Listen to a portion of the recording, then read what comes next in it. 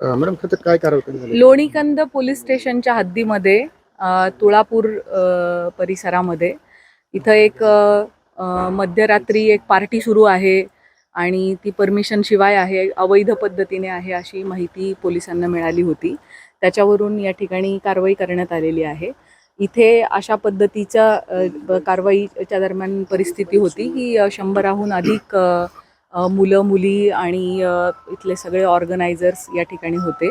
त्यांच्याकडे त्यांनी कुठली परवानगी वगैरे घेतली आहे का ह्याची पडताळणी केली असता असं लक्षात आलं आहे की एक्साईजची त्यांनी दिनांक 6 रोजी 1 वाजल्यापासून ते रात्री 11:30 वाजेपर्यंतची परवानगी त्यांच्याकडे होती. परंतु ती परवानगी संपल्यानंतर देखील त्यांनी या ठिकाणी दारूची पार्टी ही कंटिन्यू केलेली आहे.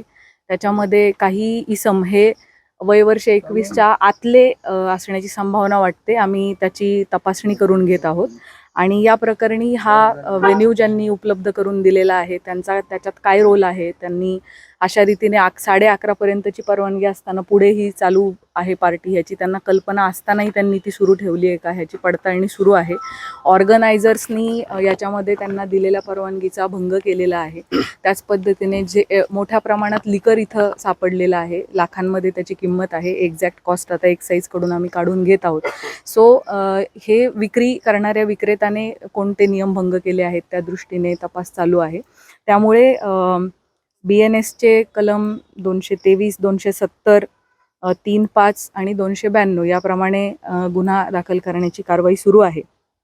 त्याच पद्धतीने महाराष्ट्र प्रोहिबिशन ॲक्टचे देखील अनेक गोष्टींचं उल्लंघन झाल्यामुळे आपली प्रोहिबिशन ॲक्टप्रमाणे कारवाई चालू आहे. महाराष्ट्र पोलीस ॲक्टप्रमाणे 33 रेड विथ 131 प्रमाणे गुन्हा दाखल होत आहे. तंबाखूजन्य पदार्थ यामध्ये सापडलेले आहेत आणि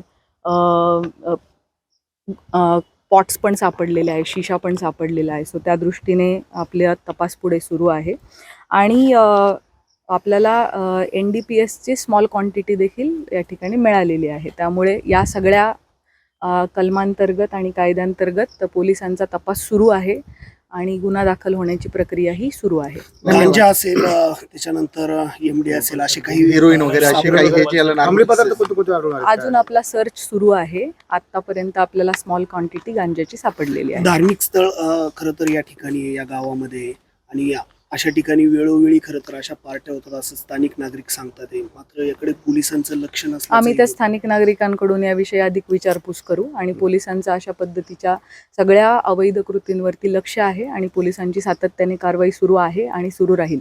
तरुण तरुणी किती होते याच्यामध्ये सहभागी आणि आयोजकाला ताब्यात घेतलंय का? आणि त्याचबरोबर हा बंगला कुणाचा होता, त्यांच्यावर काही गुन्हा दाखल करण्यात येणार आहे का? मी सुरुवातीलाच सांगितलं त्याप्रमाणे या सगळ्या गोष्टींची पडताळणी सुरू आहे आणि जे या गोष्टीसाठी जबाबदार आहेत त्यांच्यावरती कारवाई करण्यात येईल. 100 पेक्षा जास्त तरुण तरुणी होते, मात्र हे पूर्ण आले होते, संपूर्ण महाराष्ट्रातून आले होते, महाराष्ट्राच्या बाहेरून त्याचा सध्या आपला तपास सुरू आहे. Thank you so much.